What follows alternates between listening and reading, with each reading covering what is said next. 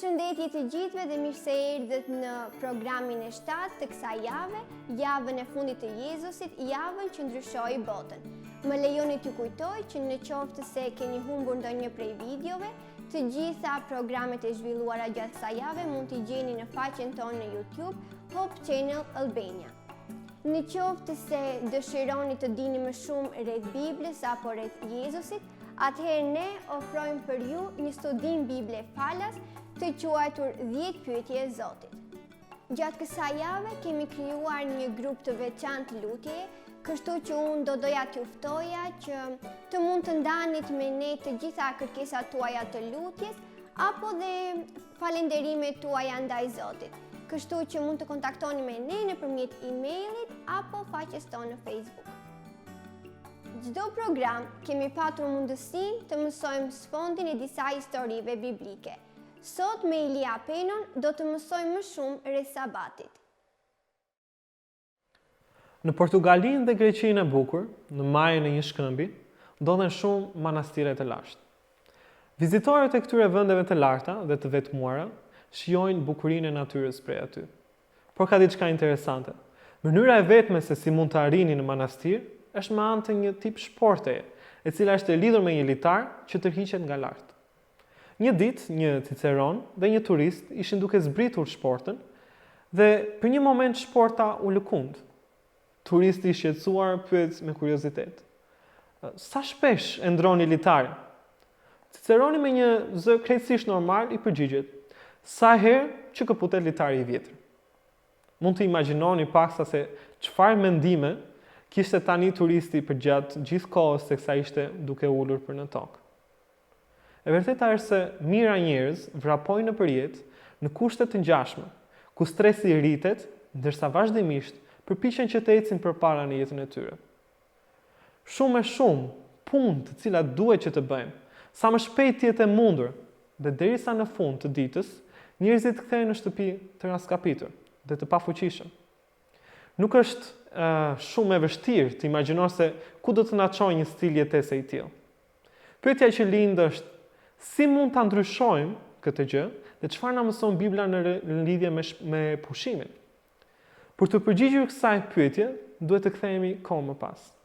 Pikërisht në ngjarjen që na flet për pushimin. Duke lexuar Zanafillën 2, vargu i parë deri në vargun 3, vërejmë 3 aspekte tepër të veçanta. Vargu i dytë thotë se Zoti pushoi. Një kuptim më i mirë i fjalës do të ishte ndaloi. Sigurisht jo për shkakun se ishte i lodhur, por për t'i dhënë një shembull të gjithë njerëzimit. Qëllimi i tij është që në çdo ditë të shtatë, njerëzit të mund të çlodheshin nga punët e tyre, ashtu siç kishte bërë krijuesi i tyre. Kjo ditë ishte për të rikujtuar dhe për të ngazullyer se kush është krijuesi. Së dyti Zoti e bekoi ditën e 7 në vargun 3, duke rezervuar për të gjithë krijimin një bekim tepër të veçantë. Sigurisht që bekimet e tij janë të përditshme, por dita e 7 e shtuna kishte veçantinë e fuqisë, që të mund të ripërtërinte fuqitë tona të humbura, dhe një ditë në të cilën totalisht ndryshe ne mund të vinim tek ai dhe mund të ngazëlloheshim së bashku me të gjithë komunitetin ku jetojmë. Dhe së treti, Zoti e shëntëroi atë. Po ashtu në vargu 3. Të shëntërosh do të thotë që të veçosh diçka për një qëllim të veçantë. Pra nuk është diçka e zakonshme, por diçka tepër speciale. Zoti është i vetmi i cili mund të shëntërojë diçka, dhe adhurimi i vërtet reflekton respektim të thellë për çdo gjë që Zoti e ka shëntëruar. Pra sipas Zanafillës dhe në të gjithë Biblën, ditën e 7 të shtunën. Në këtë mënyrë Zoti e bën këtë ditë një monument të fuqisë së tij krijuese. Sabati është përgjigjja e Zotit ndaj nxitimit të çmendur të shekullit të 21, dhe jo vetëm kaq. Kjo është mënyra e tij për të sjellë shërim dhe për të na restauruar energjitë dhe marrëdhëniet e familjes tonë dhe të dashurëve tonë.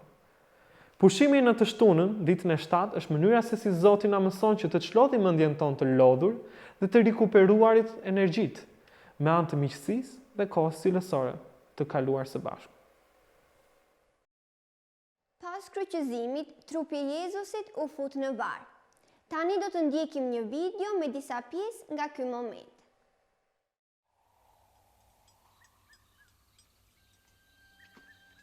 Jozefi i Arimates, antari ndershëm i Këshillit fetar, që ishte kundër këtij veprimi, mori leje nga Poncius Pilati që ta vendoste trupin e Jezuit në një varr para se të fillonte dita e adhurimit.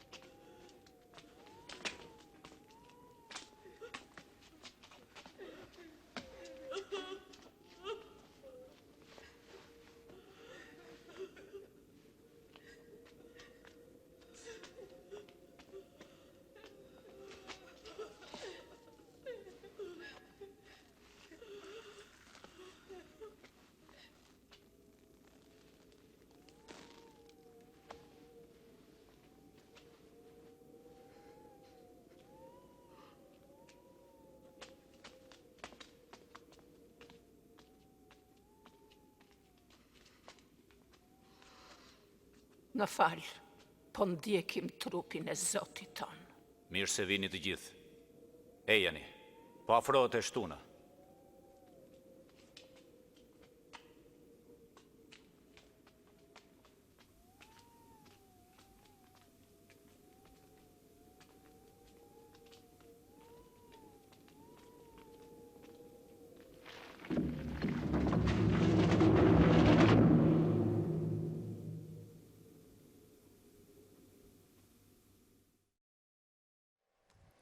Jezusi e mbajti sabatin gjatë gjithë jetës së tij, por javën e tij të fundit, ai e mbajti sabatin në një mënyrë të veçantë. Sot, me pastor Delma Reis, do të mësojmë më shumë rreth këtij sabati.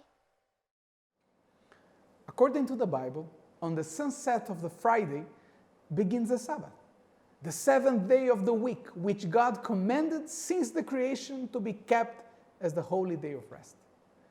And in the final week of Jesus, that was a highest Sabbath, because it was the Passover weekend. However, no one yet understood that this Sabbath was far higher than any that had been kept since God's ancient day of holy rest. And no one yet understood that this Passover was far holier than even the first Passover. In fact, the Egyptian Passover was the foreshadowing of this ultimate Passover. Like on the sixth day of creation, Jesus declared that the work of creation was finished. His last words on this Friday afternoon was also, "It is finished." And now once again, Jesus rests on the seventh day from all his work that he had done. In the beginning, the Father and the Son had rested upon the Sabbath after the work of creation. Now, Jesus rested from the work of redemption.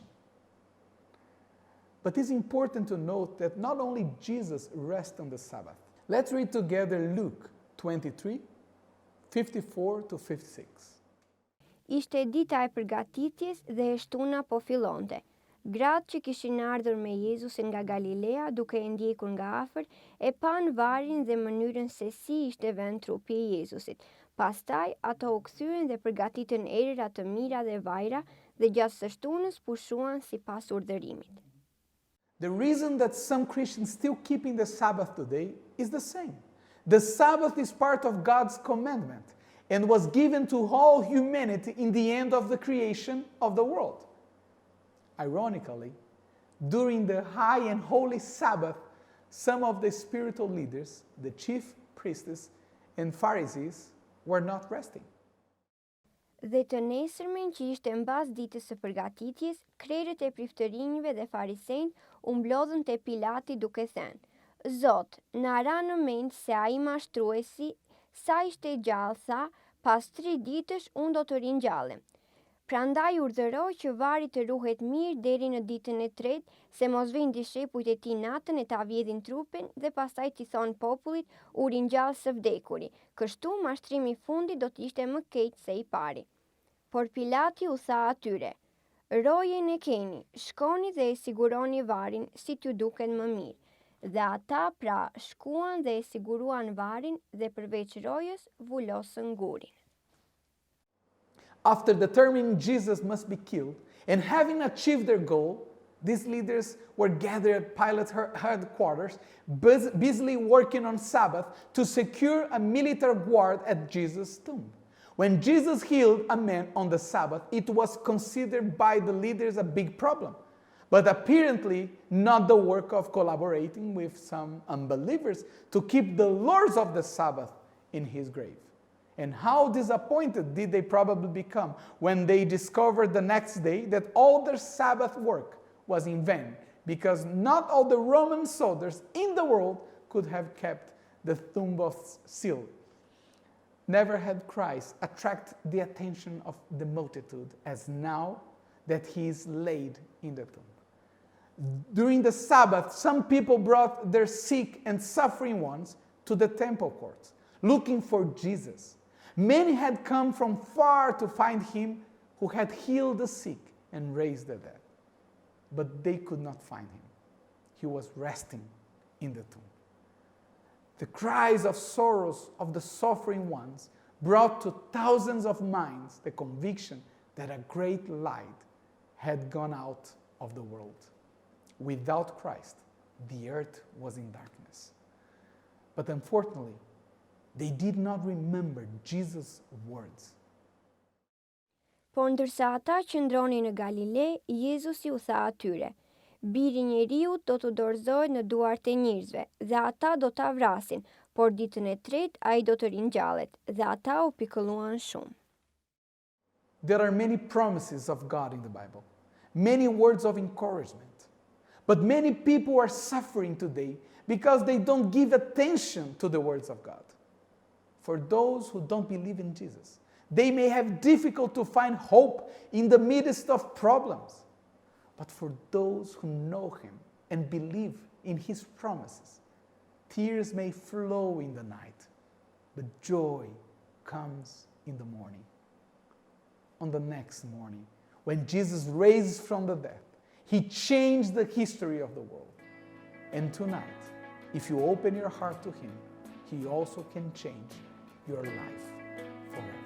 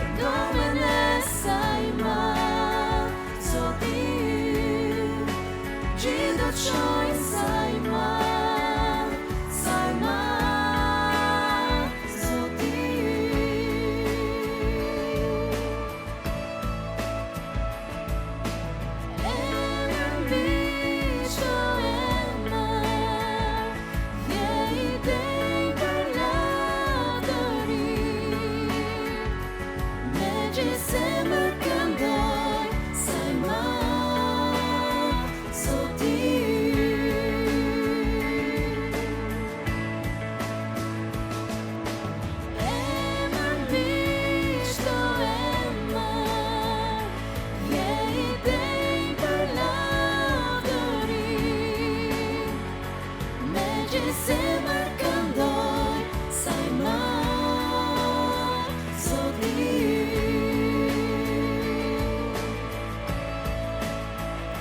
Sa i madh Zoti, këndoj me ne, sa i madh Zoti. Gjithë do të shohin sa i madh, sa i madh Zoti.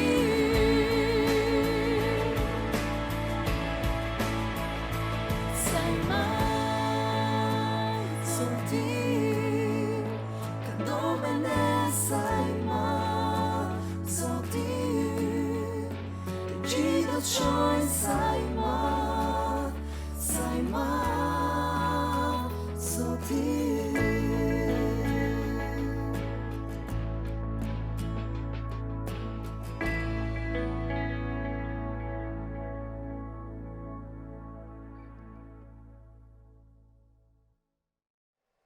Sot ndoqëm programin e parafundit të kësaj jave. Unë shpresoj që të shihemi sërish nesër në programin e fundit. Zoti ju bekoft.